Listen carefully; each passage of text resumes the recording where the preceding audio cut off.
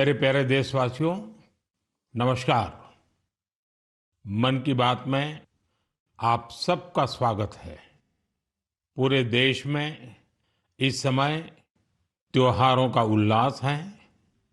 हम सब ने कुछ दिन पहले दीपावली मनाई है और अभी बड़ी संख्या में लोग छठ पूजा में व्यस्त हैं।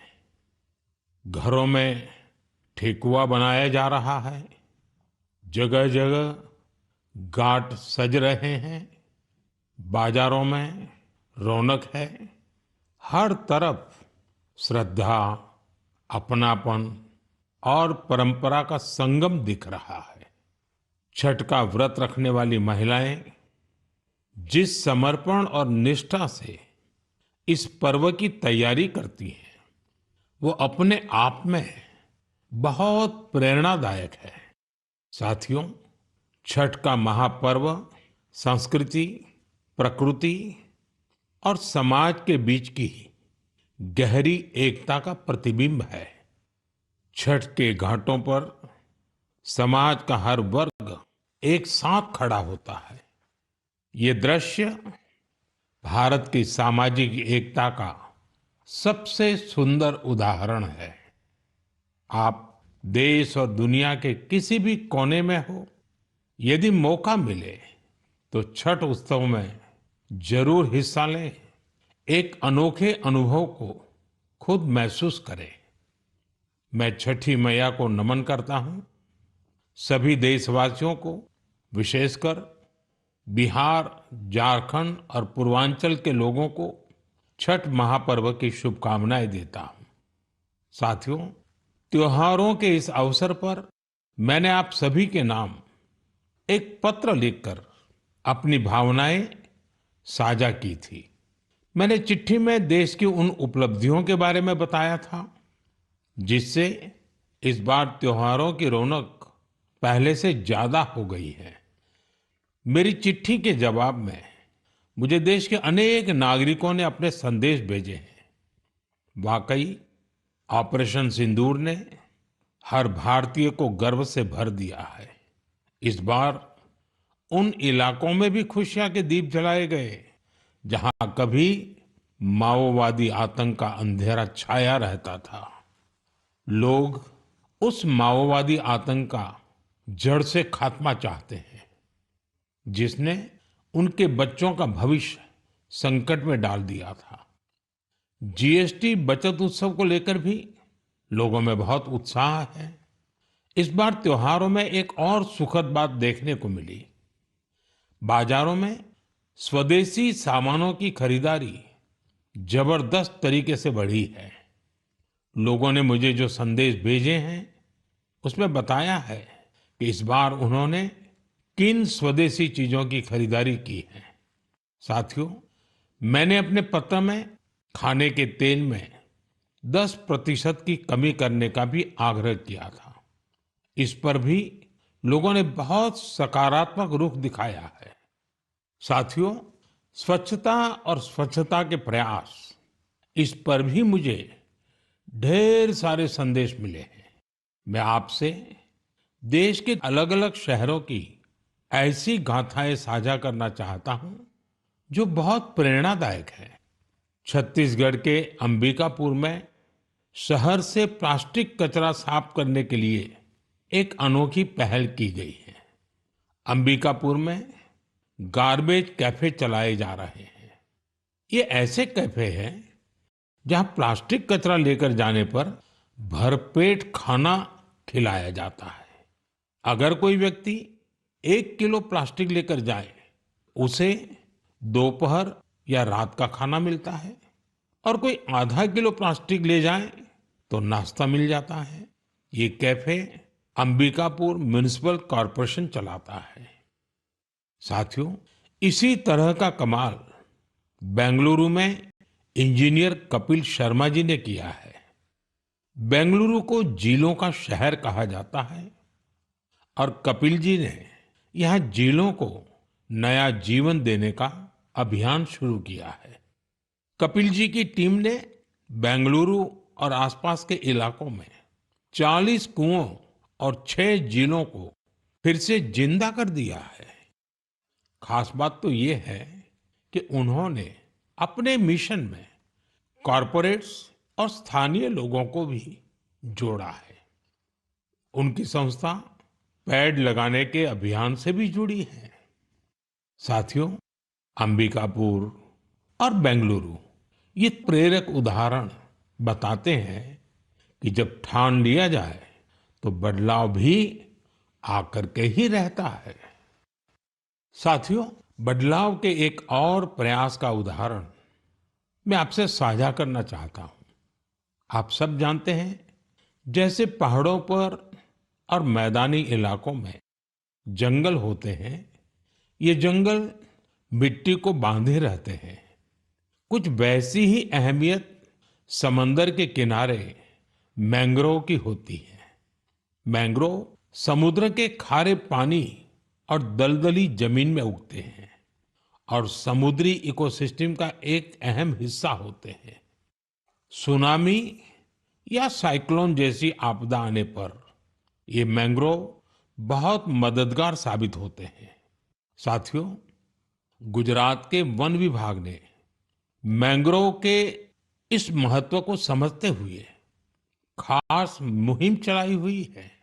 5 साल पहले वन विभाग की टीमों ने अहमदाबाद के नजदीक धौलेरा में मैंग्रोव लगाने का काम शुरू किया था और आज धौलेरा तट पर 3,500 हेक्टेयर में मैंग्रोव फैल चुके हैं। इन मैंग्रोव का असर आज पूरे क्षेत्र में देखने को मिल रहा है। वहां की इकोसिस्टम में डॉल्फिन्स की संख्या बढ़ गई है। केकड़े और दूसरे जलीय जीव भी पहले से ज्यादा हो गए हैं। यही नहीं, अब यहाँ प्रवासी पक्षी भी काफी संख्या में आ रहे हैं। इससे वहां के पर्यावरण पर अच्छा प्रभाव तो पड़ा ही है, धौलेरा के मछली पालकों को भी फायदा हो रहा है। साथियों, धौलेरा के अलावा गुजरात के कच्छ में भी इन दिनों मैंग्रोव प्लांटेशन बहुत जोरों पर हो रहा है। वहां कोरी क्रीक में मैंग्रोव लर्निंग सेंटर भी बनाया गया है। साथियों, पेड़ पौधों की, वृक्षों की यही तो खासियत होती है। जगह चाहे कोई भी हो, वो हर जीव मात्र की बेहतरी के लिए काम आते हैं। इसलिए तो हमारे ग्रंथों में कहा गया है, धन्या महिरुहा येभ्यो निराशाम यान्ति नार्थिनः। अर्थात वो वृक्ष और वनस्पतियां धन्य है जो किसी को भी निराश नहीं करते। हमें भी चाहिए, हम जिस भी इलाके में रहते हैं, पेड़ अवश्य लगाएं। एक पेड़ मां के नाम के अभियान को हमें और आगे बढ़ाना है। मेरे प्यारे देशवासियों, क्या आप जानते हैं कि मन की बात में हम जिन विषयों पर चर्चा करते हैं, उनमें मेरे लिए सबसे संतोष की बात क्या होगी? तो मैं इस बारे में यही कहूंगा कि मन की बात में हम जिन विषयों की चर्चा करते हैं, उनसे लोगों को समाज के लिए कुछ अच्छा, कुछ इनोवेटिव करने की प्रेरणा मिलती है। इससे हमारी संस्कृति, हमारे देश के कई पहलू उभर कर सामने आते हैं। साथियों, आप में से बहुतों को याद होगा, करीब 5 वर्ष पहले मैंने इस कार्यक्रम में भारतीय नस्ल के श्वान यानी डॉग्स की चर्चा की थी। मैंने देशवासियों के साथ ही अपने सुरक्षा बलों से आग्रह किया था कि वे भारतीय नस्ल के डॉग्स को अपनाएं, क्योंकि वो हमारे परिवेश और परिस्थितियों के अनुरूप ज्यादा आसानी से ढल जाते हैं। मुझे ये बताते हुए खुशी हो रही है कि हमारी सुरक्षा एजेंसियों ने इस दिशा में काफी सराहनीय प्रयास किए हैं। बीएसएफ और सीआरपीएफ ने अपने दस्तों में भारतीय नस्ल के डॉग्स की संख्या बढ़ाई है। डॉग्स की ट्रेनिंग के लिए बीएसएफ का नेशनल ट्रेनिंग सेंटर ग्वालियर के टेकनपुर में है। यहाँ उत्तर प्रदेश के रामपुर हाउंड कर्नाटका और महाराष्ट्र के मुधोल हाउंड, इस पर विशेष रूप से फोकस किया जा रहा है। इस सेंटर पर ट्रेनर्स टेक्नोलॉजी और इनोवेशन की मदद से श्वानों को बेहतर तरीके से ट्रेन कर रहे हैं। भारतीय नस्ल वाले डॉग्स के लिए ट्रेनिंग मैनुअल्स को फिर से लिखा गया है ताकि उनके यूनिक स्ट्रेंथ्स को सामने लाया जा सके। बेंगलुरु में सीआरपीएफ के dog breeding and training school में मॉन्ग्रेल्स, मुधोल हाउंड, कोम्बाई और पांडिकोना जैसे भारतीय श्वानों को ट्रेन किया जा रहा है। साथियों, पिछले वर्ष लखनऊ में all India police duty meet का आयोजन हुआ था। उस समय रिया नाम की श्वान ने लोगों का ध्यान अपनी ओर खींचा था। ये एक मुधोल हाउंड है जिसे बीएसएफ ने ट्रेन किया है। रिया ने यहाँ कई फॉरेन ब्रीड्स को पछाड़ते हुए पहला पुरस्कार जीता। साथियों, अब बीएसएफ ने अपने डॉग्स को विदेशी नामों के बजाय भारतीय नाम देने की परंपरा शुरू की है। हमारे यहाँ के देशी श्वान ने अद्भुत साहस भी दिखाया है। पिछले वर्ष छत्तीसगढ़ के माओवाद से प्रभावित रहे क्षेत्र में गश्त के दौरान सीआरपीएफ के एक देशी श्वान ने 8 किलोग्राम विस्फोटक का पता लगाया था। बीएसएफ और सीआरपीएफ ने इस दिशा में जो प्रयास किए हैं उसके लिए मैं उन्हें बधाई देता हूं। वैसे मुझे 31 अक्टूबर का भी इंतजार है। यह लौह पुरुष सरदार पटेल की जयंती का दिन है। इस अवसर पर हर वर्ष गुजरात के एकता नगर में स्टैच्यू ऑफ यूनिटी के समीप विशेष समारोह आयोजित किए जाते हैं। यहीं पर एकता दिवस परेड भी होती है और इस परेड में फिर से भारतीय श्वानों के सामर्थ्य का प्रदर्शन होगा। आप भी मौका निकालकर इसे जरूर देखिएगा। मेरे प्यारे देशवासियों, सरदार पटेल जी की 150वीं जयंती का दिन पूरे देश के लिए एक बहुत विशेष अवसर है। सरदार पटेल आधुनिक काल में राष्ट्र की सबसे महान विभूतियों में से एक रहे हैं। उनके विराट व्यक्तित्व में अनेक गुण एक साथ समाहित थे। वे एक अत्यंत प्रतिभाशाली छात्र रहे। उन्होंने भारत और ब्रिटेन दोनों ही जगह पढ़ाई में बेहतरीन प्रदर्शन किया। वे अपने समय के सबसे सफल वकीलों में से भी एक थे। वो वकालत में और नाम कमा सकते थे, लेकिन गांधी जी से प्रेरित होकर उन्होंने खुद को स्वतंत्रता आंदोलन में पूरी तरह समर्पित कर दिया। खेड़ा सत्याग्रह से लेकर बोरसद सत्याग्रह तक अनेक आंदोलनों में उनके योगदान को आज भी याद किया जाता है। अहमदाबाद म्युनिसिपैलिटी के प्रमुख के रूप में उनका कार्यकाल भी ऐतिहासिक रहा था। उन्होंने स्वच्छता और सुशासन को सर्वोच्च प्राथमिकता दी। उप प्रधानमंत्री और गृह मंत्री के रूप में उनके योगदान के लिए हम सभी सदैव उनके ऋणी रहेंगे। साथियों, सरदार पटेल ने भारत के ब्यूरोक्रेटिक फ्रेमवर्क की एक मजबूत नींव भी रखी। देश की एकता और अखंडता के लिए उन्होंने अद्वितीय प्रयास किए। मेरा आप सबसे आग्रह है, 31 अक्टूबर को सरदार साहब की जयंती देश भर में होने वाली रन फॉर यूनिटी में आप भी जरूर शामिल हो और अकेले नहीं, सबको साथ लेकर के शामिल हो। एक प्रकार से युवा चेतना का ये अवसर बनना चाहिए। एकता की दौड़ एकता को मजबूती देगी। ये उस महान विभूति के प्रति हमारी सच्ची श्रद्धांजलि है जिन्होंने भारत को एकता के सूत्र में पिरोया था। मेरे प्यारे देशवासियों, चाय के साथ मेरा जुड़ाव तो आप सभी जानते ही हैं, लेकिन आज मैंने सोचा कि मन की बात में क्यों ना कॉफी पर चर्चा की जाए। आपको याद होगा, बीते साल हमने मन की बात में अराकू कॉफी पर बात की थी।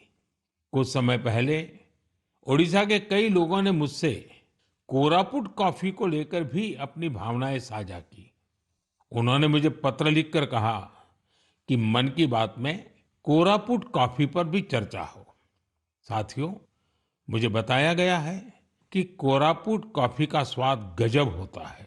और इतना ही नहीं, स्वाद तो स्वाद, कॉफी की खेती भी लोगों को फायदा पहुंचा रही है।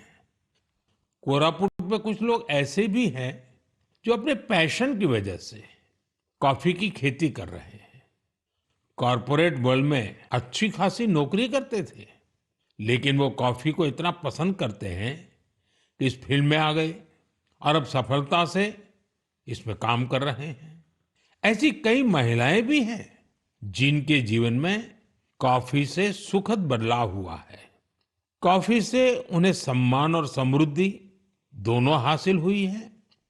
सच ही कहा गया है, कोरापुट कॉफी अत्यंत सुस्वादु, एहा ओडिशारा गौरव। साथियों, दुनिया भर में भारत की कॉफी बहुत लोकप्रिय हो रही है। चाहे कर्नाटका में चिकमंगलूर, कुर्ग और हासन हो, तमिलनाडु में पुलनी, शेवरॉय, नीलगिरी और अन्नामलाई के इलाके हो, कर्नाटका तमिलनाडु सीमा पर बिलिगिरी क्षेत्र हो, या फिर केरला में वायनाड, त्रावणकोर और मालाबार के इलाके, भारत की कॉफी की डाइवर्सिटी देखते ही बनती है। मुझे बताया गया है कि हमारा नॉर्थ ईस्ट भी कॉफी कल्टीवेशन में आगे बढ़ रहा है। इससे भारतीय कॉफी की पहचान दुनिया भर में और मजबूत हो रही है। तभी तो कॉफी को पसंद करने वाले कहते हैं, India's coffee is coffee at its finest. It is brood in India and loved by the world. मेरे प्यारे देशवासियों, अब मन की बात में एक ऐसे विषय की बात जो हम सबके दिलों के बेहद करीब है। ये विषय है हमारे राष्ट्रगीत का। भारत का राष्ट्रगीत यानी वंदे मातरम। एक ऐसा गीत जिसका पहला शब्द ही हमारे हृदय में भावनाओं का उफान ला देता है। वंदे मातरम, इस एक शब्द में कितने ही भाव है, कितनी ऊर्जाएं हैं। सहज भाव में ये हमें माँ भारती के वात्सल्य का अनुभव कराता है। यही हमें माँ भारती की संतानों के रूप में अपने दायित्वों का बोध कराता है। अगर कठिनाई का समय होता है तो वंदे मातरम का उद्घोष 140 करोड़ भारतीयों को एकता की ऊर्जा से भर देता है। साथियों, राष्ट्रभक्ति, माँ भारती से प्रेम, ये अगर शब्दों से परे की भावना है तो वंदे मातरम उस अमूर्त भावना को साकार स्वर देने वाला गीत है। इसकी रचना बंकिम चंद्र चट्टोपाध्याय जी ने सदियों की गुलामी से शिथिल हो चुके भारत में नए प्राण फूंकने के लिए की थी। वंदे मातरम भले ही 19वीं शताब्दी में लिखा गया था, लेकिन इसकी भावना भारत की हजारों वर्ष पुरानी अमर चेतना से जुड़ी थी। वेदों ने जिस भाव को माता भूमि पुत्रो अहम पृथिव्याः कहकर भारतीय सभ्यता की नींव रखी थी, बंकिम चंद्र जी ने वंदे मातरम लिखकर मातृभूमि और उसकी संतानों के उसी रिश्ते को भाव विश्व में एक मंत्र के रूप में बांध दिया था। साथियों, आप सोच रहे होंगे कि मैं अचानक से वंदे मातरम की इतनी बातें क्यों कर रहा हूं। दरअसल कुछ ही दिनों बाद 7 नवंबर को हम वंदे मातरम के 150वें वर्ष के उत्सव में प्रवेश करने वाले हैं। 150 वर्ष पूर्व वंदे मातरम की रचना हुई थी और 1896 में गुरुदेव रविंद्रनाथ टैगोर ने पहली बार इसे गाया था। साथियों, वंदे मातरम के गान में करोड़ों देशवासियों ने हमेशा राष्ट्र प्रेम के अपार उफान को महसूस किया है। हमारी पीढ़ियों ने वंदे मातरम के शब्दों में भारत के एक जीवंत और भव्य स्वरूप के दर्शन किए हैं। सुजलाम सुफलाम मलयज शीतलाम शस्य श्यामलाम मातरम वंदे मातरम। हमें ऐसा ही भारत बनाना है। वंदे मातरम हमारे इन प्रयासों में हमेशा हमारी प्रेरणा बनेगा। इसलिए हमें वंदे मातरम के 150वें वर्ष को भी यादगार बनाना है। आने वाली पीढ़ी के लिए ये संस्कार सरिता को हमें आगे बढ़ाना है। आने वाले समय में वंदे मातरम से जुड़े कई कार्यक्रम होंगे, देश में कई आयोजन होंगे। मैं चाहूंगा हम सब देशवासी वंदे मातरम के गौरवगान के लिए स्वतः स्फूर्त भावना से भी प्रयास करें। आप मुझे अपने सुझाव हैशटैग वंदे मातरम 150 के साथ जरूर भेजिए। हैशटैग वंदे मातरम 150। मुझे आपके सुझावों का इंतजार रहेगा और हम सब इस अवसर को ऐतिहासिक बनाने के लिए काम करेंगे। मेरे प्यारे देशवासियों, संस्कृत का नाम सुनते ही हमारे मन मस्तिष्क में आता है हमारे धर्म ग्रंथ, वेद, उपनिषद, पुराण, शास्त्र, प्राचीन ज्ञान विज्ञान, अध्यात्म और दर्शन। लेकिन एक समय इन सब के साथ साथ संस्कृत बातचीत की भी भाषा थी। उस युग में अध्ययन और शोध संस्कृत में ही किए जाते थे। नाट्य मंचन भी संस्कृत में होते थे। लेकिन दुर्भाग्य से गुलामी के कालखंड में भी और आजादी के बाद भी संस्कृत लगातार उपेक्षा का शिकार हुई। इस वजह से युवा पीढ़ियों में संस्कृत के प्रति आकर्षण भी कम होता चला गया। लेकिन साथियों, अब समय बदल रहा है तो संस्कृत का भी समय बदल रहा है। संस्कृति और सोशल मीडिया की दुनिया ने संस्कृत को नई प्राणवायु दे दी है। इन दिनों कई युवा संस्कृत को लेकर बहुत रोचक काम कर रहे हैं। आप सोशल मीडिया पर जाएंगे तो आपको ऐसी कई रील्स दिखेगी जहां कई युवा संस्कृत में और संस्कृत के बारे में बात करते दिखाई देंगे। कई लोग तो अपने सोशल मीडिया चैनल के जरिए संस्कृत सिखाते भी हैं। ऐसे ही एक युवा कंटेंट क्रिएटर है भाई यश साळुंके। यश की खास बात यह है कि वो कंटेंट क्रिएटर भी है और क्रिकेटर भी हैं। संस्कृत में बात करते हुए क्रिकेट खेलने की उनकी रील लोगों ने खूब पसंद की है। आप सुनिए।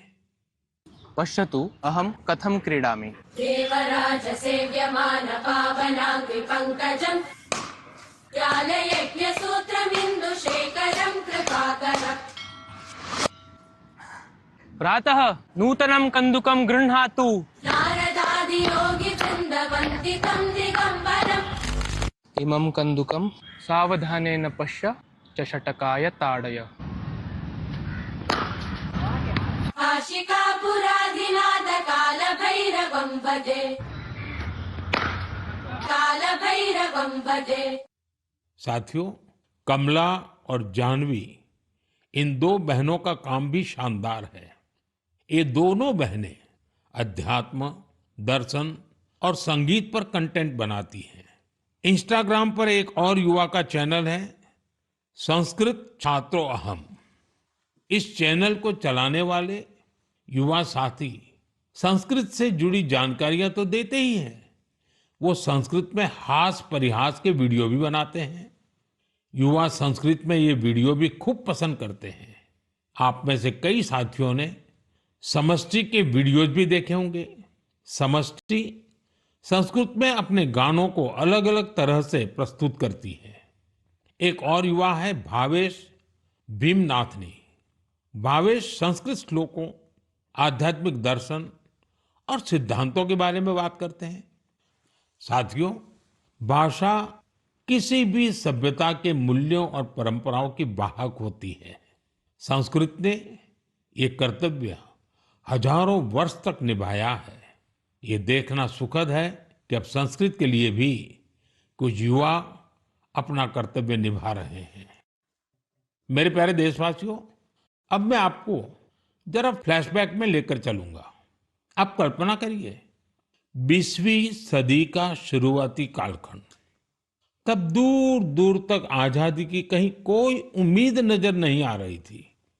पूरे भारत में अंग्रेजों ने शोषण की सारी सीमाएं लांघ दी थी और उस दौर में हैदराबाद के देशभक्त लोगों के लिए दमन का दौर और भी भयावह था।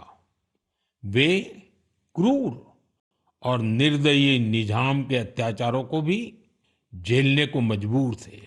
गरीबों, वंचितों और आदिवासी समुदायों पर तो अत्याचार की कोई सीमा ही नहीं थी। उनकी जमीनें छीन ली जाती थी, साथ ही भारी टैक्स भी लगाया जाता था। अगर वे इस अन्याय का विरोध करते तो उनके हाथ तक काट दिए जाते थे। साथियों, ऐसे कठिन समय में करीब 20 साल का एक नौजवान इस अन्याय के खिलाफ खड़ा हुआ था। आज एक खास वजह से मैं उस नौजवान की चर्चा कर रहा हूं। उसका नाम बताने से पहले मैं उसकी वीरता की बात आपको बताऊंगा। साथियों, उस दौर में जब निजाम के खिलाफ एक शब्द बोलना भी गुनाह था, उस नौजवान ने सिद्दीकी नाम के निजाम के एक अधिकारी को खुली चुनौती दे दी थी। निजाम ने सिद्दीकी को किसानों की फसलें जब्त करने के लिए भेजा था, लेकिन अत्याचार के खिलाफ इस संघर्ष में उस नौजवान ने सिद्दीकी को मौत के घाट उतार दिया। वो गिरफ्तारी से बच निकलने में भी कामयाब रहा। निजाम की अत्याचारी पुलिस से बचते हुए वो नौजवान वहां से सैकड़ों किलोमीटर दूर असम जा पहुंचा। साथियों, मैं जिस महान विभूति की चर्चा कर रहा हूं, उनका नाम है कोमरम भीम। अभी 22 अक्टूबर को ही उनकी जन्म जयंती मनाई है। कोमरम भीम की आयु बहुत लंबी नहीं रही। वो महज 40 वर्ष ही जीवित रहे, लेकिन अपने जीवन काल में उन्होंने अनगिनत लोगों, विशेषकर आदिवासी समाज के हृदय में अमिट छाप छोड़ी। उन्होंने निजाम के खिलाफ संघर्ष कर रहे लोगों में नई ताकत भरी। वे अपने रणनीतिक कौशल के लिए भी जाने जाते थे। निजाम की सत्ता के लिए वे बहुत बड़ी चुनौती बन गए थे। 1940 में निजाम के लोगों ने उनकी हत्या कर दी थी। युवाओं से मेरा आग्रह है कि वे उनके बारे में अधिक से अधिक जानने का प्रयास करें। कोमरम भीम की ना विनम्र निवाली आयन प्रजल हृदयालो एप्पटिकी नीलीची वंटारू। साथियों, अगले महीने की 15 तारीख को हम जनजातीय गौरव दिवस मनाएंगे। यह भगवान बिरसा मुंडा जी की जयंती का सुअवसर है। मैं भगवान बिरसा मुंडा जी को श्रद्धापूर्वक नमन करता हूं। देश की आजादी के लिए, आदिवासी समुदाय के अधिकारों के लिए उन्होंने जो काम किया वो अतुलनीय है। मेरे लिए ये सौभाग्य की बात है कि मुझे झारखंड में भगवान बिरसा मुंडा जी के गांव उलीहातू जाने का अवसर मिला था। मैंने वहां की माटी को माथे पर लगाकर प्रणाम किया था। भगवान बिरसा मुंडा जी और कोमाराम भीम जी की तरह ही हमारे आदिवासी समुदायों में कई और विभूतियां हुई हैं। मेरा आग्रह है कि आप उनके बारे में अवश्य पढ़ें। मेरे प्यारे देशवासियों, मन की बात के लिए मुझे आपके भेजे हुए ढेरों संदेश मिलते हैं। कई लोग इन संदेशों में अपने आसपास के प्रतिभाशाली लोगों के बारे में चर्चा करते हैं। मुझे पढ़कर बहुत खुशी होती है कि हमारे छोटे शहरों, कस्बों, गांवों में भी इनोवेटिव आइडियाज पर काम हो रहे हैं। अगर आप ऐसे व्यक्ति या समूहों को जानते हैं जो सेवा की भावना से समाज को बदलने में जुटे हैं, तो मुझे जरूर बताइए। मुझे आपके संदेशों का हमेशा की तरह इंतजार रहेगा। अगले महीने हम मन की बात के एक और एपिसोड में मिलेंगे, कुछ नए विषयों के साथ मिलेंगे। तब तक के लिए मैं विदाई लेता हूं। आप सबका बहुत बहुत धन्यवाद।